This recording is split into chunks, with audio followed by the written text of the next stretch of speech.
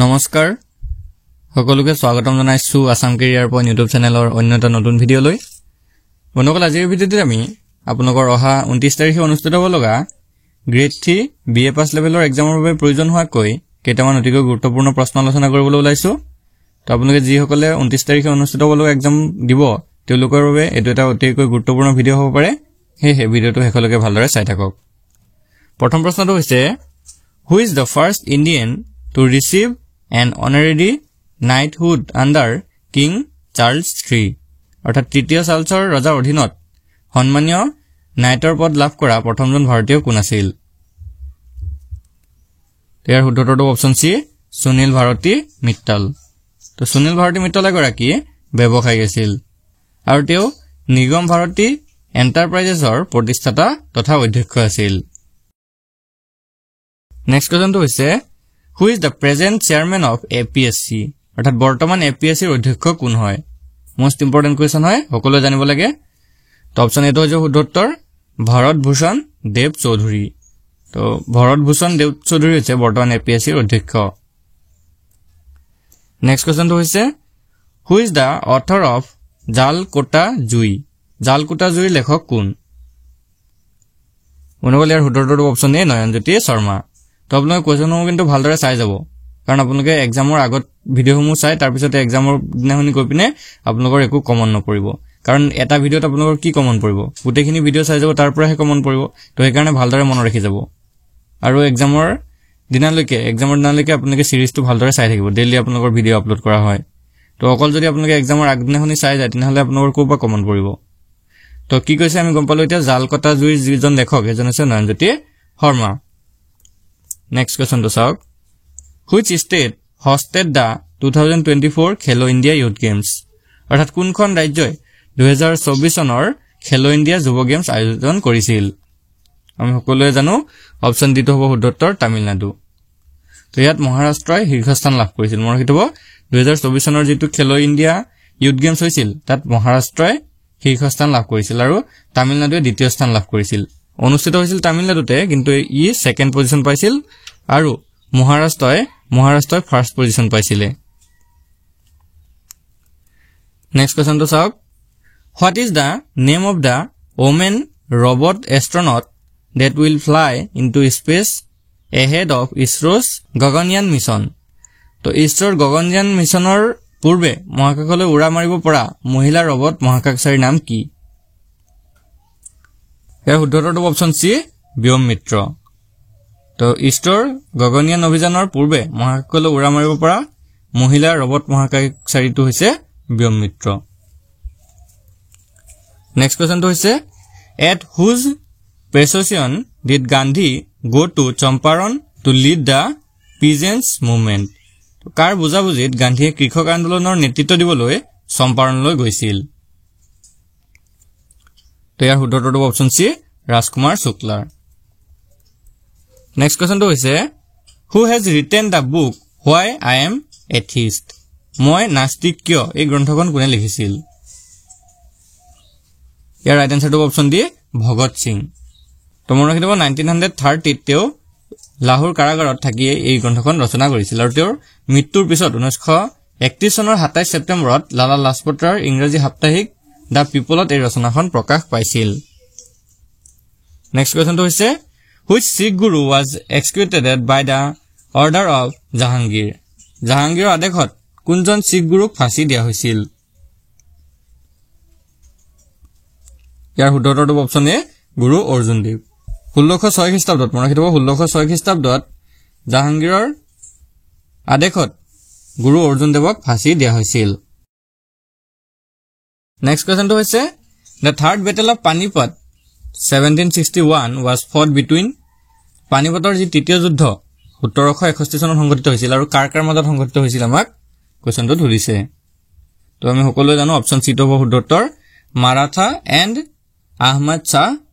Abdali Persia তো মাৰাঠা আৰু আহমদ শাহ আবদালিৰ মাজত এই পানিপথৰ তৃতীয় যুদ্ধ সংঘটিত হৈছিল আৰু চনটো আপোনালোকৰ দিয়া আছে 1761 চনত তাৰিখটো আছিল 14 জানুৱাৰী ইম্পৰ্টেন্ট হয় মনত ৰাখি লব নেক্সট কোৱেশ্চন তো চাওক Which of the following acts Which of the following acts introduce separate electorate system in India? তলৰ কোনখন আইনে ভাৰতত পৃথক নিৰ্বাচনী ব্যৱস্থা প্ৰৱৰ্তন কৰিছিল? ইয়াৰ শুদ্ধটো option A the Indian council act 1909 আৰু এটা কথা আপোনালোকে সুধি থাকে সদায় যে আমি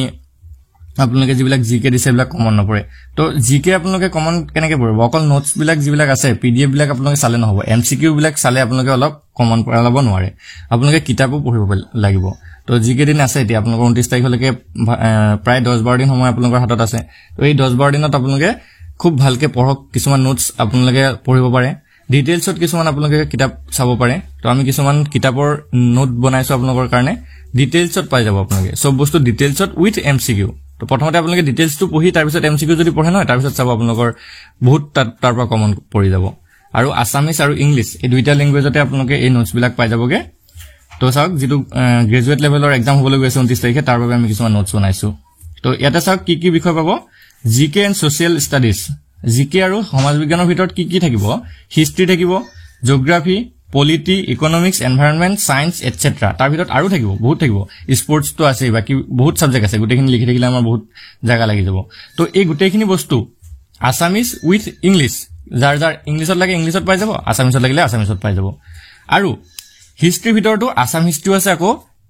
ইণ্ডিয়ান হিষ্ট্ৰি আছে লগতে আকৌ জিওগ্ৰাফি তো সেম তেনেকৈ Assam history Indian Assam geography Indian geography দুইটা পাই যাব তো সব গুটেকিটা বস্তু আপোনালোকে কেনেকৈ পাই যাব তাৰ পিছতে ম্যাথছ আৰু ৰিজনিংত যদি চাই সলিউশনৰ হৈতে আপোনালোকে পাই যাব ম্যাথছ আৰু ৰিজনিং বেসিক্যালি কিতাপৰ পৰা পঢ়িলে আপোনালোকে বুজি নাপাবই কাৰণ আপোনালোকে ভিডিও বিলাক চালেহে ম্যাথছ বিলাক বুজি পাব হলেও ম্যাথছ আৰু ৰিজনিং সলভ কৰি থোৱা আছে সলিউশন হৈতে তাৰ পিছতে জেনাৰেল ইংলিশ আৰু ইংলিশ কম্প্ৰিহেনশন তো জেনাৰেল ইংলিশো আহিব আপোনালোকৰ 10টা মান প্ৰশ্ন আহিব আৰু কম্প্ৰিহেনশনৰ প্ৰশ্ন আহিব সো এইবিলাকো পাই যাব কাৰেন্ট এফেয়াৰ্স পাব উইথ প্ৰিভিয়াস ইয়াৰ পেপাৰ সলভ পাব যদি আপোনালোকে মন কৰে যে প্ৰিভিয়াস যোৱাবাৰ কেনেকা পেপাৰ আহিছিল চাব বিচাৰে তো সেইবিলাকো পাই যাব প্ৰাইসটো একদম কম ৰাখিছো এখন কিতাপ যদি আপোনালোকে দোকানৰ পৰা কিনিবলৈ যায় 800 টকা মান লয় তো 800 টকা মান আপোনালোকে সকলোৱে ল'ব নোৱাৰে 800 টকা দি তো মাত্ৰ প্ৰাইসটো ৰাখিছো একদম কম মূল্য তো যদি কাৰোবাৰ প্ৰয়োজন হয় এই স্ক্ৰিনত থকা নাম্বাৰটো আমাক হোৱাটছআপ কৰিব হোৱাটছআপ কৰি এই পিডিএফটো লৈ ল'ব আৰু নোটছ হয় এই পিডিএফ অকল পিডিএফ বুলি নহয় আপোনালোকে নোটছ হিচাপে পঢ়িবলৈ পাব কোৱেশ্চনৰ ডিটেইলছত পাব উইথ এমসিকিউ পাব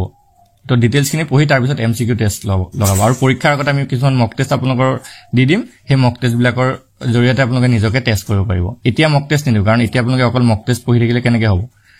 তো যদি কাৰোবাৰ প্ৰয়োজন হয় আপোনালোকে লৈ ল'ব পাৰিব আৰু যদি কাৰোবাৰ ড্ৰাইভাৰ বা গ্ৰেড 4 পৰীক্ষাৰ বাবে পিডিএফ লাগে সেইবিলাকো পাই যাব আপোনালোকে তো স্ক্ৰিনত থকা নাম্বাৰটো আমাক কন্টাক্ট কৰিব হোৱাটছআপত মেছেজ কৰিব বলক নেক্সট কোৱেশ্চনটো আগবাঢ়িম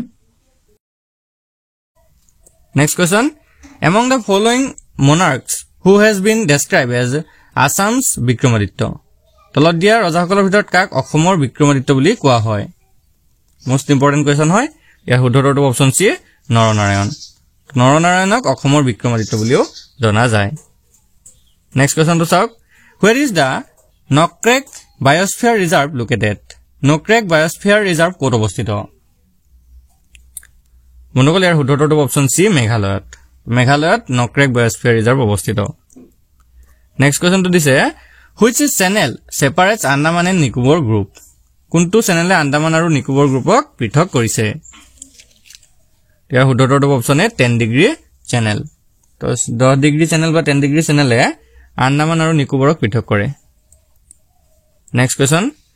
where did Ganga river originate from Ganga নদীৰ উৎপত্তি ক'ৰ পৰা হৈছে তো এটা আমি সকলোৱে জানো অপচন এটো হ'ব doctor Gangotri glacier Uttarakhand next question তো চাওক the valley of flowers is located in which state অৰ্থাৎ ফুলৰ উপত্যকা যেটো কোৱা হয় ভ্যালি অফ ফ্লাৱাৰ্স এখন কোনখন ৰাজ্যত অৱস্থিত তো অনুকলে ৰাইট আনসাৰটো অপচন এ উত্তৰাখণ্ডত ভ্যালি অফ ফ্লাৱাৰ্স আছে next question India's biosphere reserve Nanda Devi which is UNESCO